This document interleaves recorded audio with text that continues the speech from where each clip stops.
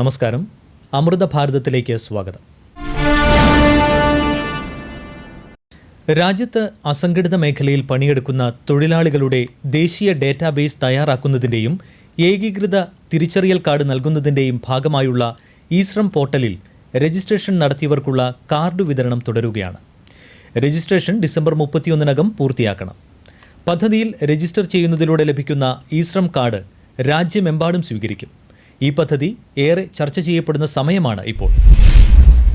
നിർമ്മാണ തൊഴിലാളികൾ, ഗാർഹിക തൊഴിലാളികൾ, കർഷക തൊഴിലാളികൾ, സ്വയം തൊഴിലിൽ ഏർപ്പെട്ടിട്ടുള്ളവർ, ആശാവർക്കർമാർ, അംഗൻവാടി വർക്കർമാർ, അസംഘടിത മേഖലയിലുള്ള തോട്ടം തൊഴിലാളികൾ, തൊഴിലുറപ്പ് തൊഴിലാളികൾ തുടങ്ങി അസംഘടിത മേഖലയിലുള്ള 16 വയസ്സിനും 59 വയസ്സിനും മധ്യേയുള്ള PFE, ESI ആനുകൂല്യങ്ങൾക്ക് അർഹതയില്ലാത്തവരും ആദായ നികുതി പരിധിയിൽ വരാത്തവരുമായ എല്ലാ തൊഴിലാളികൾക്കും ഇശ്രം പോർട്ടലിൽ രജിസ്റ്റർ ചെയ്യാം. ആധാർ ബന്ധപ്പെടുത്തിയ മൊബൈൽ നമ്പർ, ദേശസാൽകൃത ബാങ്ക് നൽകിയിട്ടുള്ള പാസ്ബുക്ക് എന്നിവ ഉപയോഗിച്ച് ഇശ്രം രജിസ്ട്രേഷൻ നടത്താം. ഇതിന് www.ishram.gov.in സന്ദർശിച്ചാൽ മതിയാകും. ഇതിനു പുറമെ അക്ഷയ സെന്ററുകൾ, കോമൺ സർവീസ് സെന്ററുകൾ എന്നിവ വഴിയും പൂർണ്ണമായും സൗജന്യമായി രജിസ്ട്രേഷൻ നടത്താം. ഇതിനു വേണ്ടുന്ന ചെലവ് തുകയായ 20 രൂപ കേന്ദ്രമാണ് വഹിക്കുന്നത്. ആധാർ ഉൾപ്പെടുത്തിയ മൊബൈൽ ഫോൺ വഴി തൊഴിലാളികൾക്ക് സ്വന്തമായി രജിസ്റ്റർ ചെയ്യാനാകും. PMSBY പദ്ധതി പ്രകാരം അപകടമരണത്തിനും പൂർണ്ണ അംഗവൈകല്യത്തിനും 2 ലക്ഷം രൂപയും ഭാഗിക വൈകല്യത്തിന് 1 ലക്ഷം രൂപയും സഹായം, ദുരന്ത സമയങ്ങളിൽ DBT വഴി നേരിട്ട് സഹായത്തുക കൈമാറൽ തുടങ്ങി നിരവധി ആനുകൂല്യങ്ങൾ ഇതിലൂടെ ലഭിക്കും.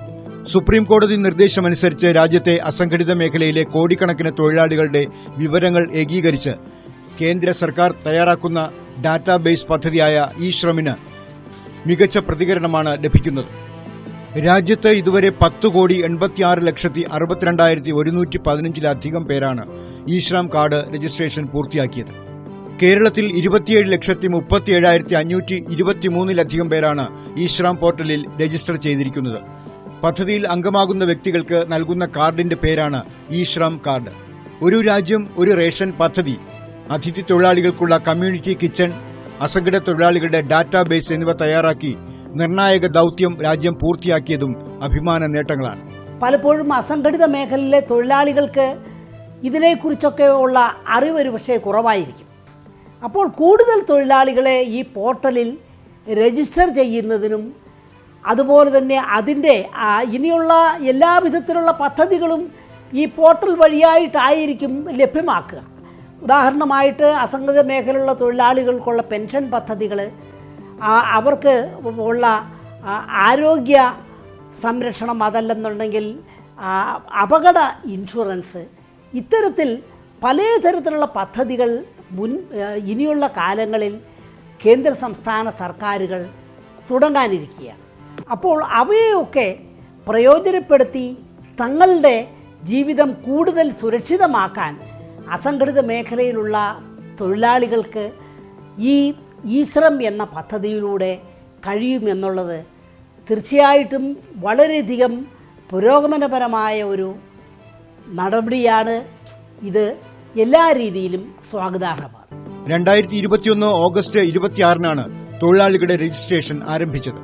കേന്ദ്ര സർക്കാരിന്റെ ഭരണ നേട്ടങ്ങളിൽ പ്രധാനപ്പെട്ട ഒന്നായി രാജ്യം ഈ പദ്ധതിയെ വിലയിരുത്തിക്കഴിഞ്ഞു.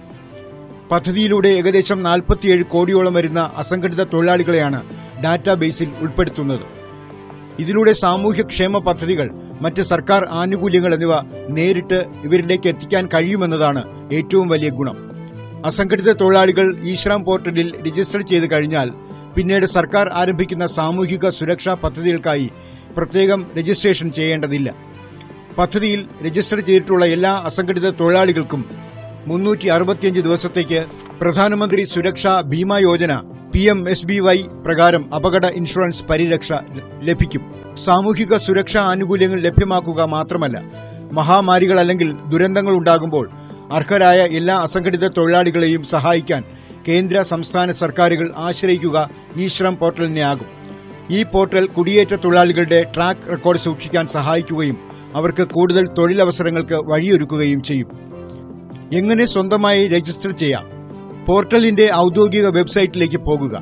www.ishram.gov.in ishram.gov.in ഏത് ഇന്റർനെറ്റ് ബ്രൗസർ ഉപയോഗിച്ചും ഔദ്യോഗിക വെബ് വിലാസം സന്ദർശിക്കാം. രജിസ്റ്റർ ഓൺ ഇശ്രാം എന്ന വിഭാഗത്തിൽ ക്ലിക്ക് ചെയ്യുക. ഇത് നിങ്ങളെ ഒരു പുതിയ പേജിലേക്ക് തിരിച്ചുവിടും. സ്വയം രജിസ്റ്റർ ചെയ്ത ഓപ്ഷനിൽ നിങ്ങളുടെ ആധാറുമായി ബന്ധിപ്പിച്ച മൊബൈൽ നമ്പർ നൽകുക. Employees provident fund organisation EPFO അല്ലെങ്കിൽ employees state insurance corporation ESIC എന്നിവയിൽ അംഗങ്ങളാണ് എങ്കിൽ ഇത് സംബന്ധിച്ച് ആവശ്യമുള്ള ഓപ്ഷനുകൾ തിരഞ്ഞെടുക്കുക. ശേഷം OTP അയയ്ക്കുക എന്നതിൽ ക്ലിക്ക് ചെയ്യുക. രജിസ്ട്രേഷൻ പ്രക്രിയ പൂർത്തിയാകാൻ നിങ്ങളുടെ ബാങ്ക് വിശദാംശങ്ങൾ നൽകാൻ ആവശ്യപ്പെടും. അവ കൃത്യമായി നൽകുക. ശേഷം ലഭിക്കുന്ന രേഖയുടെ പ്രിന്റൌട്ട് എടുത്ത് കയ്യിൽ സൂക്ഷിക്കണം. തൊഴിൽ മന്ത്രാലയം ആരംഭിച്ച ദേശീയ ടോൾ ഫ്രീ നമ്പറായ 1434 വിളിച്ചാൽ ഇശ്രാം രജിസ്ട്രേഷനുമായി ബന്ധപ്പെട്ട എല്ലാ സംശയങ്ങൾക്കും മറ്റ് ചോദ്യങ്ങൾക്കും ഉത്തരം ലഭിക്കും. ഇന്ത്യയിലെ അസംഘടിത മേഖലയിലെ തൊഴിലാളികൾ, കുടിയേറ്റ തൊഴിലാളികൾ എന്നിവർ സാമ്പത്തിക സുരക്ഷിതത്വം ഇല്ലാത്ത വിഭാഗങ്ങളിലാണ് ഉൾപ്പെടുന്നത്. ഇവരിലേക്ക് സർക്കാർ ആനുകൂല്യം എത്തിക്കാനും കൂടുതൽ മെച്ചപ്പെട്ട തൊഴിലവസരങ്ങൾ ഉണ്ടാക്കിയെടുക്കാനും പദ്ധതിയിലൂടെ കഴിയുമെന്നാണ് നിരീക്ഷണം. രാജ്യത്തിന്റെ ഏത് ഭാഗത്തു നിന്നും ഇവർക്ക് ആവശ്യമായ അടിസ്ഥാന സൗകര്യങ്ങൾ ഒരുക്കിക്കൊടുക്കാൻ ഭരണകൂടത്തിന് കഴിയും. അതിനാൽ തന്നെ അസംഘടിത തൊഴിലാളികൾക്ക് ഭാവിയിൽ ഏറെ ഗുണം ചെയ്യുന്നതാണ് ഇശ്രാം പദ്ധതി.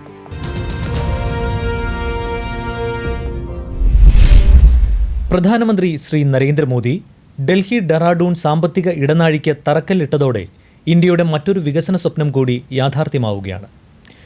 ഡൽഹി ഡെറാഡൂൺ സാമ്പത്തിക ഇടനാഴിയുടെ തറക്കല്ലിട്ടതിൽ അതിയായ സന്തോഷമുണ്ടെന്നും ഇത് പൂർത്തിയായാൽ ഡൽഹിയിൽ നിന്ന് ഡെറാഡൂണിലേക്കുള്ള യാത്രയുടെ സമയം പകുതിയായി കുറയുമെന്നും പ്രധാനമന്ത്രി പറഞ്ഞു.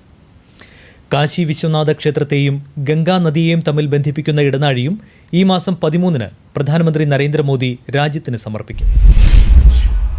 मुझे बहुत खुशी है कि दिल्ली देहरादून इकोनॉमिक कॉरिडोर का शिलान्यास हो चुका है.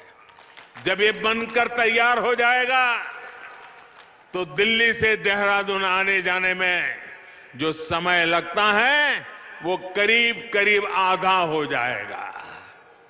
इससे न केवल देहरादून के लोगों को फायदा पहुंचेगा बल्कि हरिद्वार, मुजफ्फरनगर, शामली, बागपत और मेरठ जाने वालों को भी सुविधा होगी. സാമ്പത്തിക ഇടനാഴി ഒരു വലിയ പ്രതീക്ഷയാണ്. പദ്ധതിയുടെ ഭാഗമായി ഈസ്റ്റേൺ പെരിഫറൽ എക്സ്പ്രസ് വേ, ദില്ലി മീററ്റ് എക്സ്പ്രസ് വേ എന്നിവ വഴി ദില്ലിയെയും ഡെറാഡൂണിനെയും ബന്ധിപ്പിക്കുന്ന ഒരു പുതിയ റോഡാണ് വരുന്നത്. ഇതോടെ ഈ രണ്ട് നഗരങ്ങൾക്കിടയിലുള്ള യാത്രയ്ക്കുള്ള ദൂരവും സമയവും ഗണ്യമായി കുറയ്ക്കും. ഇതോടെ ഏഷ്യയിലെ ഏറ്റവും വലിയ വന്യജീവി എലിവേറ്റഡ് കോറിഡോർ പദ്ധതിക്കും തുടക്കമാവുകയാണ്. ഏകദേശം 8300 കോടി രൂപ ചെലവിൽ നിർമ്മിക്കുന്ന ഡൽഹി ഡെറാഡൂൺ സാമ്പത്തിക ഇടനാഴി രാജ്യം ഇതിനോടകം തന്നെ വികസന ഭൂപടത്തിൽ എഴുതി ചേർത്ത് കഴിഞ്ഞു. ഡൽഹിയിൽ നിന്ന് ഡെറാഡൂണിലേക്കുള്ള യാത്രാസമയം 6 മണിക്കൂറിൽ നിന്ന് ഏകദേശം 2.5 മണിക്കൂറായി ഇത് ഗണ്യമായി കുറയ്ക്കുമെന്ന് പ്രതീക്ഷിക്കുന്നു. ഡൽഹി ഡെറാഡൂൺ ഇടനാഴി രണ്ടു നഗരങ്ങളും തമ്മിലുള്ള ദൂരം ഒറ്റയടിക്ക് കുറയ്ക്കും. മണിക്കൂറിൽ 100 കിലോമീറ്റർ വേഗതയിൽ വാഹനം ഓടിക്കാൻ സഹായിക്കുന്ന തരത്തിലാണ് ഇടനാഴി രൂപകൽപ്പന ചെയ്തിരിക്കുന്നത്. ഏഷ്യയിലെ ഏറ്റവും വലിയ വന്യജീവി എലിവേറ്റഡ് കോറിഡോർ ആയിരിക്കും ഈ ഇടനാഴി. ഇത് അനിയന്ത്രിതമായ വന്യജീവി സഞ്ചാരത്തിനായി ഹൈവേയുടെ 12 കിലോമീറ്ററോളം വ്യാപിച്ചു കിടക്കുന്നു. ഹൈവേയിൽ സഞ്ചരിക്കുന്ന ദൂരത്തിന് മാത്രം ടോൾ പേയ്മെന്റ് സാധ്യമാക്കുന്ന തരം ടോൾ സംവിധാനം ഉണ്ടാകും.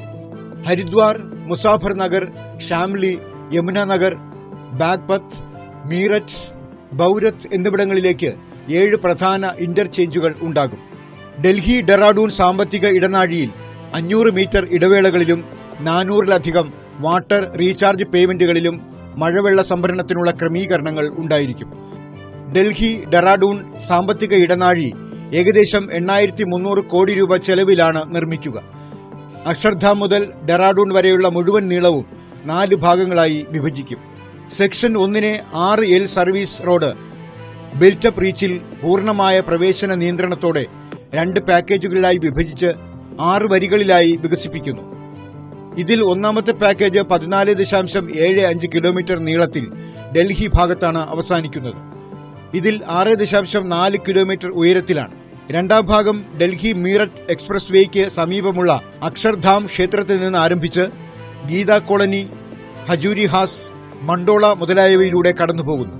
വടക്കു കിഴക്കൻ ഡൽഹിയിലെ തിരക്ക് കുറയ്ക്കാനും ഉത്തർപ്രദേശ് സർക്കാരിന്റെ ട്രോണിക്ക നഗരമായ മണ്ടോല വികസന സാധ്യതകൾ വർദ്ധിപ്പിക്കാനും ഈ ഹൈവേ ലക്ഷ്യമിടുന്നു. സെക്ഷൻ 3 സഹരൻപൂർ ബൈപ്പാസിൽ നിന്ന് ആരംഭിച്ച് ഗണേഷ്പൂരിൽ അവസാനിക്കുന്നു. National highway authority of India അടുത്തിടെ മുഴുവൻ നീളവും 4 വരികളായി പൂർത്തിയാക്കി. മിനിമം 100 കിലോമീറ്റർ മണിക്കൂർ വേഗത കൈവരിക്കാൻ ആവശ്യമായ അണ്ടർപാസുകളും സർവീസ് റോഡുകളും പൂർണ്ണമായും നിയന്ത്രിതമാക്കാൻ പദ്ധതിയിടുന്നു. സെക്ഷൻ 4-ലെ 6 ലൈൻ ആസൂത്രണം ചെയ്തിരിക്കുന്നത് പൂർണ്ണ നിയന്ത്രിതമായാണ്. ഈ ഭാഗം പ്രാഥമികമായി ഉത്തർപ്രദേശിലെയും ഉത്തരാഖണ്ഡിലെയും റിസർവ് ഫോറസ്റ്റിലൂടെ കടന്നുപോകുന്നു. 20 കിലോമീറ്ററിൽ 5 കിലോമീറ്റർ ബ്രൌൺ ഫീൽഡ് വിപുലീകരണവും 15 കിലോമീറ്റർ എലിവേറ്റഡ് വന്യജീവി ഇടനാഴിയും ഒരു തുരങ്കത്തിലേക്കുള്ള പ്രവേശനവും ഉൾക്കൊള്ളുന്നു. ഡെറാഡൂണിലെ ദത്കാളി ക്ഷേത്രത്തിന് സമീപത്തായി 340 മീറ്റർ നീളത്തിൽ നിർമ്മിക്കുന്ന പാത ഇവിടേക്കെത്തുന്ന ഭക്തർക്കും വലിയ ആശ്വാസമാകും. വാഹനങ്ങൾ, മൃഗങ്ങളെ ഇടിച്ചുണ്ടാകുന്ന അപകടങ്ങൾ വലിയ തോതിൽ ഒഴിവാക്കാനും ഇതിലൂടെ സാധിക്കും.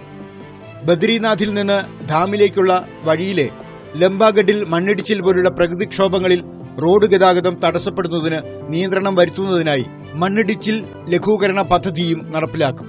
NH 58-ലുള്ള സകനിധർ, ശ്രീനഗർ, ദേവപ്രയാഗ് തുടങ്ങിയ സ്ഥലങ്ങളെല്ലാം ഗുരുതരമായ മണ്ണുവീഴ്ച പ്രശ്നങ്ങൾ നേരിടുന്ന സ്ഥലങ്ങളാണ്.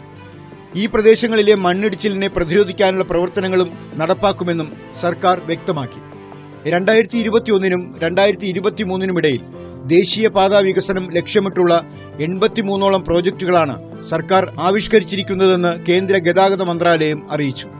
ഇതോടൊപ്പമാണ് രാജ്യം ഉറ്റുനോക്കുന്ന മറ്റൊരു ഇടനാഴിയും യാഥാർത്ഥ്യമാകുന്നത്. കാശി വിശ്വനാഥ ക്ഷേത്രത്തെയും ഗംഗാ നദിയെയും തമ്മിൽ ബന്ധിപ്പിക്കുന്ന ഇടനാഴി ഈ മാസം 13-ന് പ്രധാനമന്ത്രി നരേന്ദ്രമോദി രാജ്യത്തിന് സമർപ്പിക്കും. 800 കോടി രൂപ മുതൽ മുടക്കിൽ നിർമ്മിക്കുന്ന ഇടനാഴി റെക്കോർഡ് വേഗതയിലാണ് പൂർത്തിയായത്. ഇടനാഴി വരുന്നതോടെ ക്ഷേത്രം സന്ദർശിക്കുന്നവർക്ക് നദിയിലൂടെ വള്ളത്തിൽ ഘട്ടിൽ നിന്ന് ക്ഷേത്രത്തിലെത്താൻ സാധിക്കും. പ്രശസ്ത കെട്ടിട നിർമ്മാതാവായ ഭീമൽ പട്ടേലാണ് നിർമ്മാണം നടത്തിയിരിക്കുന്നത്. പാർലമെന്റ് മന്ദിരമായ സെൻട്രൽ വിസ്തയുടെയും സബർമതി നദീമുഖ പദ്ധതി, അഹമ്മദാബാദിലെ കൺകരിയ പദ്ധതി, ഹൈദരാബാദിലെ ആഗാഖാൻ കൊട്ടാരം, അഹമ്മദാബാദിലെ പുതിയ IIM എന്നിവയുടെ എല്ലാം രൂപകൽപ്പന അദ്ദേഹം തന്നെയായിരുന്നു. പദ്ധതിയെപ്പറ്റി പ്രധാനമന്ത്രിയോട് വിവരിച്ചപ്പോൾ അദ്ദേഹം ഒറ്റവരിയിൽ പറഞ്ഞു, പദ്ധതി മനസ്സിനെ ആഹ്ലാദിപ്പിക്കുന്നതാണെന്ന്. പുരാതന കാലത്തിലേതുപോലെ ക്ഷേത്രത്തിലെയും നദിയെയും തമ്മിൽ ബന്ധിപ്പിക്കുന്ന ഇടനാഴിയാണ് മനസ്സിൽ കണ്ടിരുന്നത്.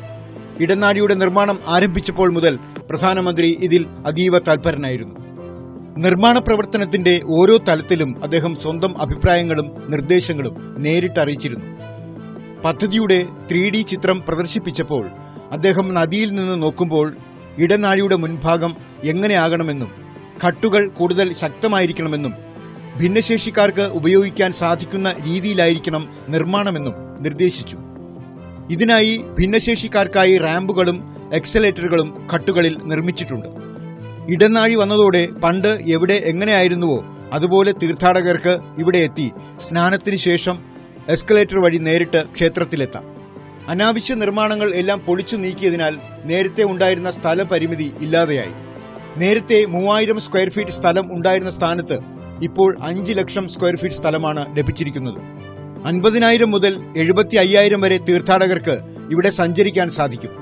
ഇതോടൊപ്പം ഓൺലൈൻ വഴി ബുക്ക് ചെയ്തും ക്ഷേത്രത്തിൽ പ്രവേശിക്കാൻ സാധിക്കും. ഈ കെട്ടിട സമുച്ചയത്തിൽ നൂതനമായ എല്ലാവിധ സംവിധാനങ്ങളും ഉണ്ട്. എന്നാൽ ക്ഷേത്രത്തിന് യാതൊരുവിധ മാറ്റവും വരുത്താതെയാണ് നിർമ്മാണ പ്രവർത്തനങ്ങൾ എല്ലാം നടന്നിരിക്കുന്നത്. അമൃത ഭാരതത്തിൽ ഇനി ഇടവേള.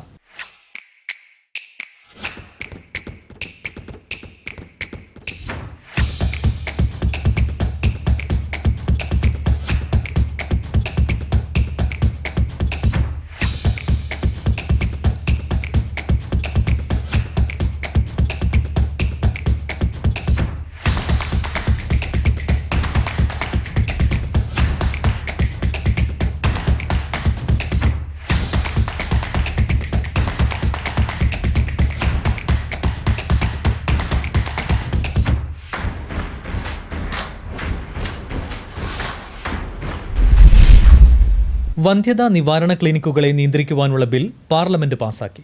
വന്ധ്യതാ ചികിത്സാ ക്ലിനിക്കുകൾ, ബീജ അണ്ട ബാങ്കുകൾ എന്നിവയെ നിയന്ത്രിക്കുവാനുള്ള assisted reproductive technology regulation bill 2020 ഇരുസഭകളും പാസാക്കിയത്. ബില്ലിലൂടെ നിയമവ്യവസ്ഥകൾ കർശനമാക്കിക്കൊണ്ട് ഈ മേഖലയിൽ നിലവിലുണ്ടായിരുന്ന ചോദ്യങ്ങൾക്ക് വ്യക്തമായ ഉത്തരം നൽകിയിരിക്കുകയാണ് കേന്ദ്ര സർക്കാർ. വന്ധ്യത നിവാരണ ക്ലിനിക്കുകളും അണ്ടബീജ ബാങ്കുകളും national registry of banks and clinics of ഇന്ത്യയിൽ രജിസ്റ്റർ ചെയ്യണമെന്നും പരിശോധനകൾക്കായി ഏകീകൃത നിരക്ക് ഏർപ്പെടുത്തണമെന്നും ബിൽ വ്യവസ്ഥ ചെയ്യുന്നു. നിയമലംഘനങ്ങൾക്ക് 5 മുതൽ 12 വരെ വർഷം തടവും 5 ലക്ഷം മുതൽ 25 ലക്ഷം രൂപ വരെ ശിക്ഷ നിർദ്ദേശിക്കുന്നുണ്ട്. കേന്ദ്ര ആരോഗ്യമന്ത്രി മൻസുഖ് മാണ്ഡവിയാണ് ബില്ല് അവതരിപ്പിച്ചത്. असिस्टेड रिप्रोडक्टिव टेक्नोलॉजी का बिल पहले पार्लियामेंट में आया था सितंबर 14, 2020 को और लोकसभा ने उसको स्टैंडिंग कमेटी को भेजा था. स्टैंडिंग कमेटी ने उस पर विस्तार से विचार किया. विचार करने के बाद स्टैंडिंग कमेटी की रिपोर्ट आई और ये रिपोर्ट में कई सुझाव आए. सुझाव को भी हमने ध्यान में लिया है. ये बिल के कई पहलू हैं और लाने की आवश्यकता इसलिए हुई है कि देश में ऐसी कई क्लिनिक आज के दिन में चल रही है और VIF कर रही है. കഴിഞ്ഞ വർഷം സെപ്റ്റംബറിലാണ് ഈ ബിൽ ആദ്യമായി സർക്കാർ ലോക്സഭയിൽ വച്ചത്. തുടർന്ന് ആരോഗ്യ മന്ത്രാലയത്തിന്റെ സ്റ്റാൻഡിംഗ് കമ്മിറ്റിയുടെ പരിശോധനയ്ക്ക് വിട്ടു. ഈ വർഷം മാർച്ചിൽ കമ്മിറ്റി റിപ്പോർട്ട് നൽകി. തുടർന്നാണ് ബിൽ അവതരിപ്പിച്ചത്. ബില്ലിലെ പ്രധാന വ്യവസ്ഥകൾ ഇങ്ങനെയാണ്. വന്ധ്യത നിവാരണ ക്ലിനിക്കുകളും അണ്ഡബീജ ബാങ്കുകളും national registry of banks and clinics of ഇന്ത്യയിൽ രജിസ്റ്റർ ചെയ്യണമെന്ന പ്രധാന വ്യവസ്ഥയ്ക്കൊപ്പം തന്നെ സംസ്ഥാന സർക്കാരുകൾ രജിസ്ട്രേഷൻ അതോറിറ്റിയെ നിയമിക്കണമെന്നും ബിൽ വ്യക്തമാക്കുന്നു. അണ്ഡവും ബീജവും ദാനം ചെയ്യാനുള്ള യോഗ്യതകൾ, എത്ര പ്രാവശ്യം ദാനം ചെയ്യാം എന്നിവയ്ക്ക് മാനദണ്ഡം നിശ്ചയിക്കും. ദാതാക്കളെ പരിശോധിക്കാനും ബീജവും അണ്ഡവും എടുക്കാനും സൂക്ഷിക്കാനുമുള്ള അധികാരം രജിസ്ട്രേഡ് കേന്ദ്രങ്ങൾക്കായിരിക്കും. 21 മുതൽ 55 വയസ്സുവരെയുള്ള പുരുഷന്മാരിൽ നിന്നേ ബീജം എടുക്കാവൂ. 23 മുതൽ 35 വയസ്സുവരെയുള്ള സ്ത്രീകളിൽ നിന്ന് അണ്ഡമെടുക്കാം. വിവാഹിതയും ഒരു കുട്ടിയെങ്കിലുമുള്ള സ്ത്രീയായിരിക്കണം ദാതാവ്. ജീവിതത്തിൽ ഒരിക്കലേ അണ്ഡം ദാനം ചെയ്യാവൂ. ഒരു സ്ത്രീയിൽ നിന്ന് 7 അണ്ഡത്തിൽ കൂടുതൽ എടുക്കരുത്. ഒരു ദാതാവിൽ നിന്ന് ശേഖരിച്ച അണ്ഡം ഒന്നിലേറെ ദമ്പതിമാർക്ക് നൽകരുത്. കൃത്രിമ ഗർഭധാരണ സേവനങ്ങൾ ദമ്പതിമാരുടെയും ദാതാവിന്റെയും രേഖാമൂലമായ സമ്മതത്തോടെയേ നൽകാവൂ. സേവനം തേടുന്നവർ അണ്ഡദാതാവിന് ഇൻഷുറൻസ് പരിരക്ഷ ഉറപ്പാക്കണം. ഇങ്ങനെ ജനിക്കുന്ന കുട്ടികളെ സാധാരണ ഗർഭധാരണത്തിലൂടെ ജനിക്കുന്ന കുട്ടികളെ പോലെ തന്നെ പരിഗണിക്കണം. ക്ലിനിക്കുകളുടെയും ബീജ അണ്ഡ ബാങ്കുകളുടെയും പ്രവർത്തനങ്ങൾ നിരീക്ഷിക്കാനും നിയന്ത്രിക്കാനും ദേശീയ സംസ്ഥാന തലങ്ങളിൽ ബോർഡുകൾ വേണമെന്നും ബിൽ വ്യവസ്ഥ ചെയ്യുന്നു. ടെസ്റ്റ് ട്യൂബ് ഗർഭധാരണം അടക്കം കൃത്രിമ ഗർഭധാരണ രീതികളുമായി ബന്ധപ്പെട്ട് നിലനിൽക്കുന്ന ചൂഷണങ്ങൾ അവസാനിപ്പിക്കാനും സ്ത്രീകളുടെയും കുട്ടികളുടെയും അവകാശങ്ങൾ സംരക്ഷിക്കാനും ലാബുകൾക്കും മറ്റും നിയന്ത്രണങ്ങൾ ഏർപ്പെടുത്താനും ലക്ഷ്യമിട്ടുള്ള ബിൽ ഈ മേഖലയിലെ തെറ്റായ പ്രവണതകൾക്ക് അന്ത്യം കുറിക്കും എന്ന കാര്യത്തിൽ സംശയമില്ല. സുപ്രധാനമായ 2 തീരുമാനങ്ങളാണ് ഇക്കഴിഞ്ഞ കേന്ദ്ര മന്ത്രിസഭാ യോഗം കൈക്കൊണ്ടത്. പ്രധാനമന്ത്രി ആവാസ് യോജന ഗ്രാമീൺ പദ്ധതി 2024 മാർച്ച് വരെ തുടരുന്നതിന് കേന്ദ്രമന്ത്രിസഭ അംഗീകാരം നൽകി. എല്ലാവർക്കും വീട് എന്ന ലക്ഷ്യം കൈവരിക്കുന്നതിന് അടിസ്ഥാന സൗകര്യങ്ങളുള്ള പക്കാ വീടുകൾ നിർമ്മിക്കുന്നതിന് സഹായം നൽകുമെന്ന് സർക്കാർ ഉറപ്പുവരുത്തിയിരിക്കുകയാണ്.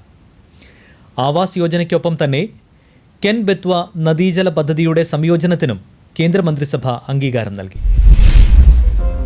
ഗ്രാമപ്രദേശങ്ങളിലെ എല്ലാവർക്കും പാർപ്പിടം ഉറപ്പാക്കാൻ ലക്ഷ്യമിടുന്ന പദ്ധതിയിൽ 2.95 കോടി വീടുകളാണ് ഉദ്ദേശിച്ചിരുന്നത്. ഇതിൽ ശേഷിക്കുന്ന 1.56 കോടി വീടുകൾക്ക് സാമ്പത്തിക സഹായം നൽകുമെന്ന് കേന്ദ്ര സർക്കാർ അറിയിച്ചു. ആകെ പദ്ധതി ചെലവായ 2.17 ലക്ഷം കോടി രൂപയിൽ 1.25 ലക്ഷം കോടി രൂപയാണ് കേന്ദ്ര വിഹിതം. 73,475 കോടി രൂപ സംസ്ഥാന വിഹിതമാണ്.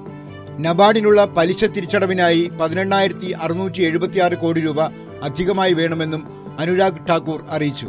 प्रधानमंत्री आवास योजना ग्रामीण